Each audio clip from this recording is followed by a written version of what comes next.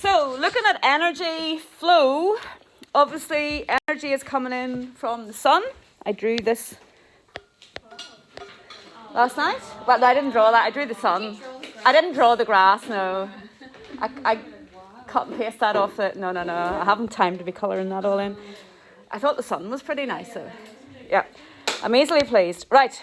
So if we think in the food chain, what do we call the grass? Producers. Yeah, okay.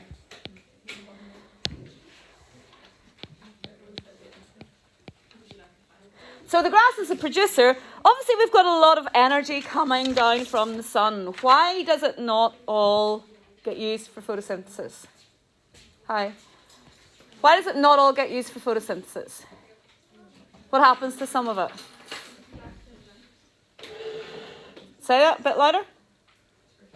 It's reflected. Yeah, okay. So some of the light is reflected by particles in the atmosphere. So some of it never actually reaches it. So some of it is reflected. Some of it is absorbed by like dust particles and stuff like that in the atmosphere. All right. Of the light that actually hits, and obviously, a lot of the light goes to hits buildings, hits tarmac, things like that. But of the light that hits the actual leaves of that grass, again, why does it not all get used for photosynthesis? And yep, so it could be the wrong wavelength. Again, some could be reflected, especially if it's something like holly. Holly leaves are really shiny, so a lot of it could get reflected. The wrong wavelength. Some may pass through the leaf without actually hitting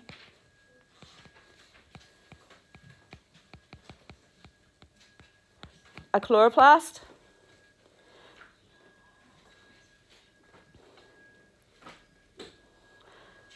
And so there's quite a lot of ways that, this is just really a summary. There's quite a lot of ways, reasons why it might only be like 0.5% of light is actually being used. Because there's so many different ways that light can be lost, or so that light energy is lost.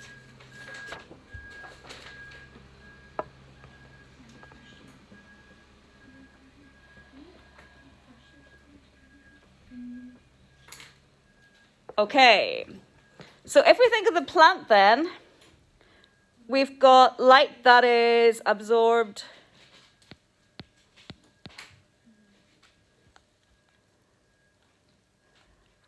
by the chloroplasts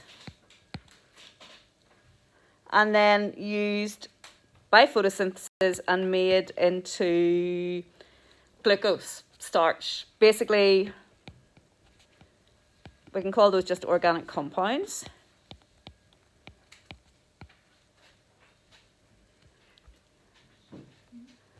So obviously that's photosynthesis going on there.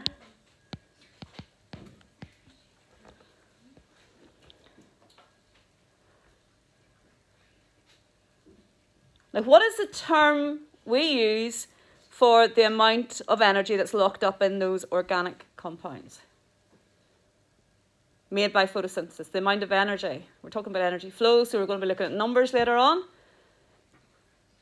Say there were something like 200,000 kilojoules of energy in the organic, and of glucose and starch and so on. What's the term for that? Gross primary productivity, and so we call it the GPP.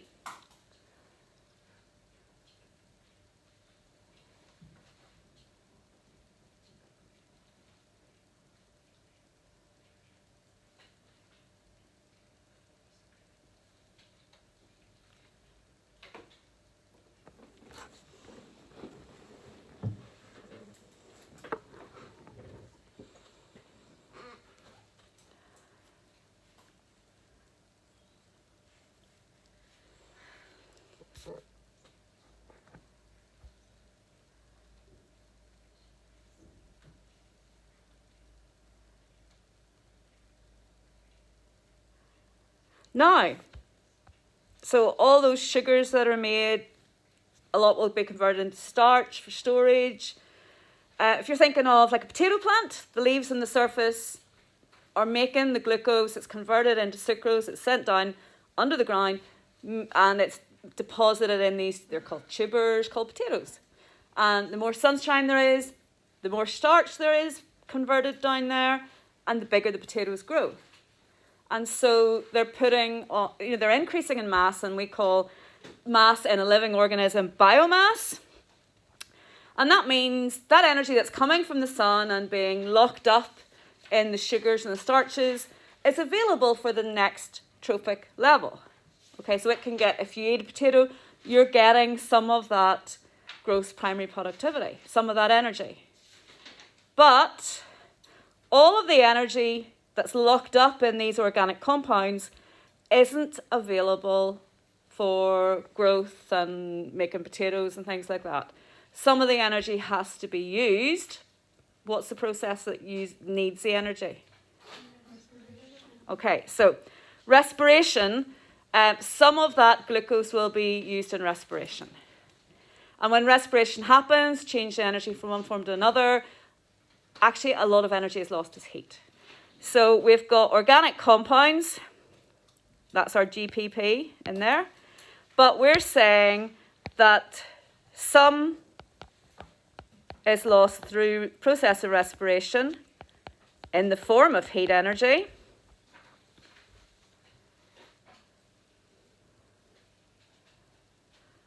And what you're left with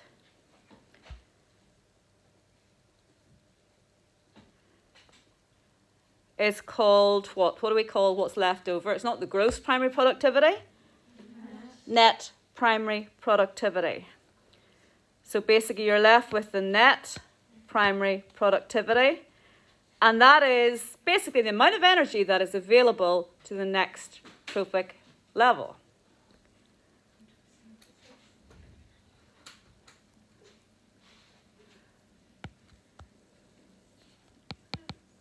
And so the plants will use that to grow or to make potatoes.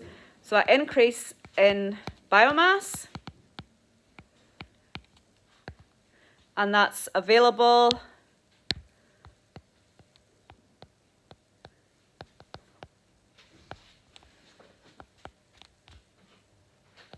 to, we'll just say consumers, to the next trophic levels.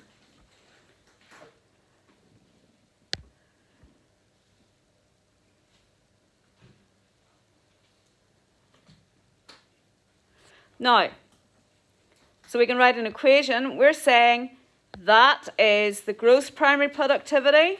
When you take away the energy that's lost through respiration, you're left with the net primary productivity.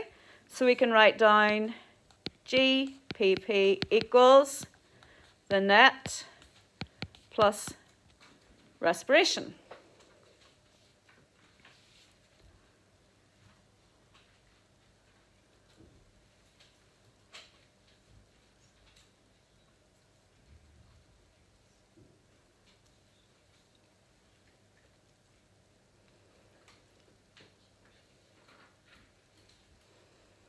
Now,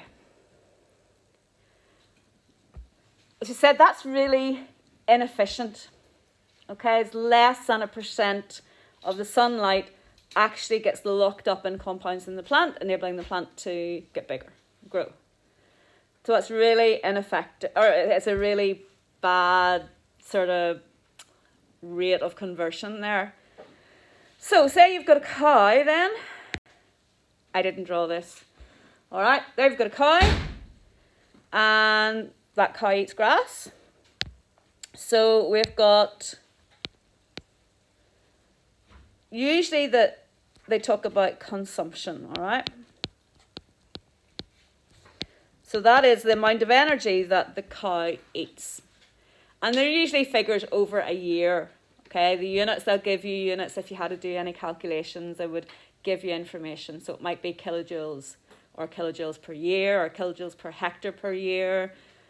So that's the amount of energy, okay? That goes in to the cow digests it, and so that's the amount of energy basically the cow's getting into its body. Now, obviously, some of that energy then is used to build up muscle for growth and so on, and that increases the biomass of the cow, and that means that there's more for, if it was for slaughter, there'd be more beef for us to eat. So we call that the production of biomass, okay? So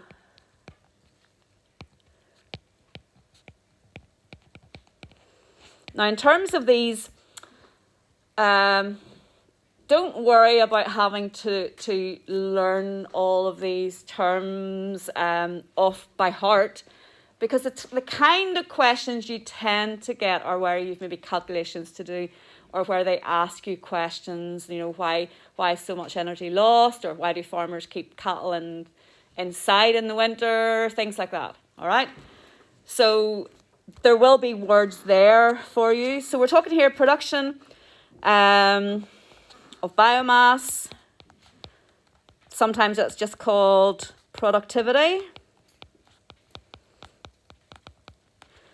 But what we're saying is, okay, all that grass that cow is eating, some of the energy will be used for growth, putting on biomass, and therefore there's more energy available for the next trophic level. So this is available for the next trophic level. Okay, but why is it not all available for the next trophic level? So how does the cow lose energy from that food chain? So Tracy, any ideas? Respiration, okay. So R for respiration.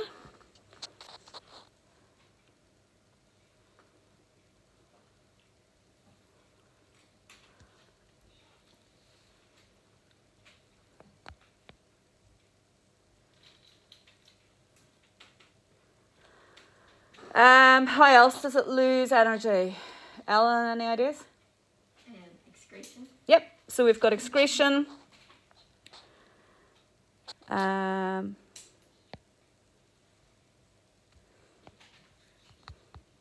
So we'll just write urine there, okay? Excretion or urine. It doesn't really matter what you call these things. Textbooks will call them different things.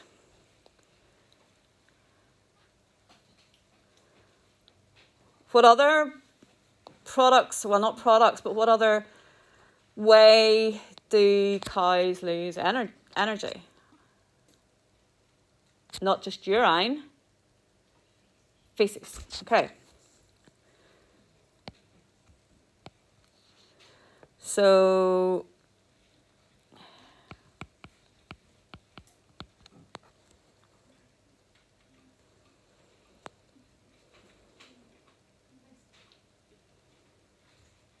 okay.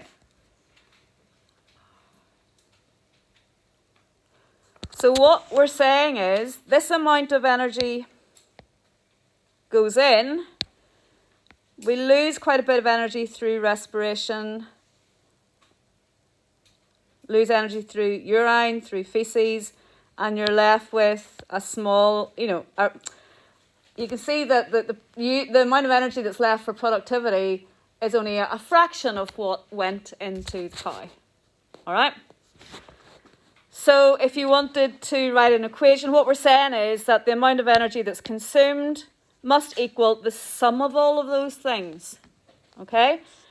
So consumption is equal to the sum of all those things. So we've got productivity, we've got respiration, we've got urine, we've got feces.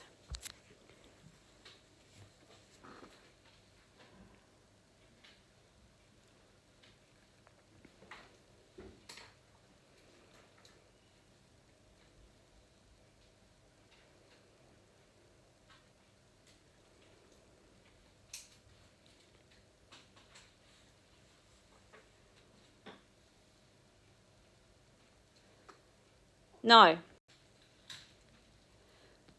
so here we've got a very simple food chain: producers, primary consumers, secondary consumers. The boxes represent the amount of energy. So this is the amount of energy that's the producer. So that's the amount of energy that the cow was consuming. Sorry, no, that's not right. Sorry, that's the amount of energy that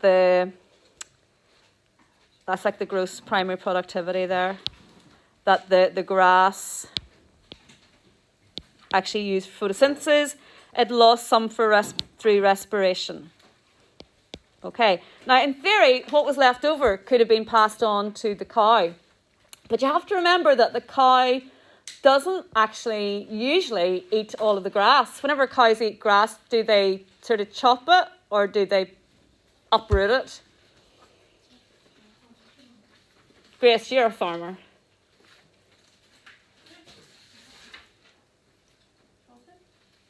Yeah, they chop at it, okay? They don't uproot it and eat the roots. So, with a lot of crops, the conversion into the next stage is not great, okay? So basically, there's bits of the grass that are left behind in a field. Whenever you bring the cattle in for winter, like the grass hasn't disappeared, okay? There's still the roots there. There's a wee bit of grass left, obviously, but there's still the roots, and it'll grow again the next year. So if this was just a normal ecosystem, basically part of the plant would decompose. All right? And so that could go into the decomposer food chain. All right? Primary consumers, so this is the amount of energy then that the cow is taken in here. That's the amount going in, and the amount going out, in other words, the amount that's being used for production.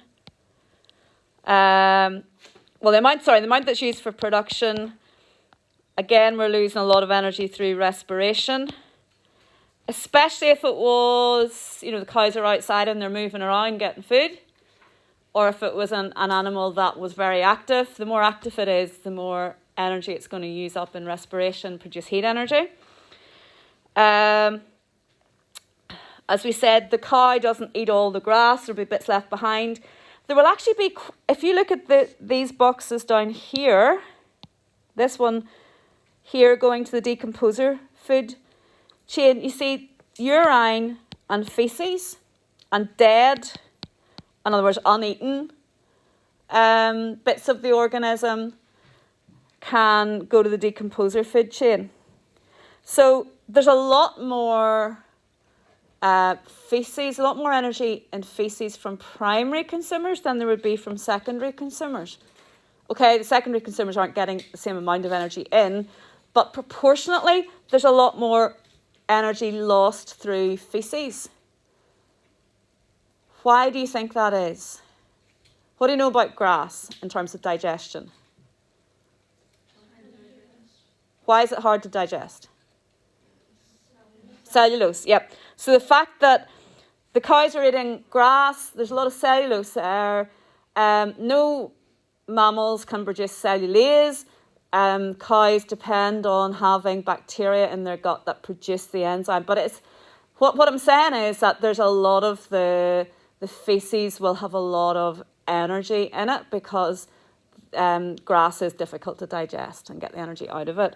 So if you've got a herbivore, there will be more energy lost in feces than there would be at the next stages of the food chain. Okay. Secondary consumers, so it could be, even if it was, say it was a sheep, there, dead sheep, okay? Fox gets at the sheep, so way up in the moorns or up in the mountains. So the farmer, it's not like it's on someone's farm and the farmer would come and see it and lift it. Dead sheep, fox gets it, eats a wee bit of it, something else comes along and eats it. They don't eat the whole sheep. There will be hooves that are indigestible, there will be bones, there will be lots of bits of that animal that will not be digested. And so again, they're not able to get all of the energy from the organism, plus fact, then they're losing energy through respiration, feces and urine. So feces and urine go to the decomposer food chain. All right. So that food chain has got 3 trophic levels. You might get a food chain with a 4th one there. Very occasionally you might get a 5th one, maybe if there's a parasite feeding on the last organism. But you don't get any more than that. Why? Because so much energy is lost at each step of the food chain. Through respiration, through urine, feces, that there's not enough energy left to support another trophic level. All right?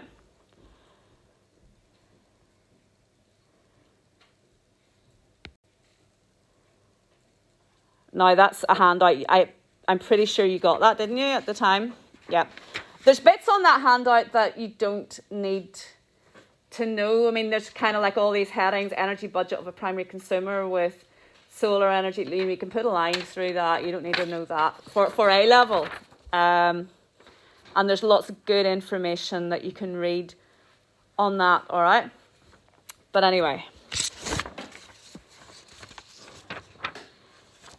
Okay, so if you get out the questions, Ellen, I'll get you yours in a minute here. We've got a couple of calculations you can try. Did I get them out yesterday? Yeah, okay, so if you turn to 8 and 9, try those. I'll get yours. Questions 8 and 9, give you a few minutes to try those, all right?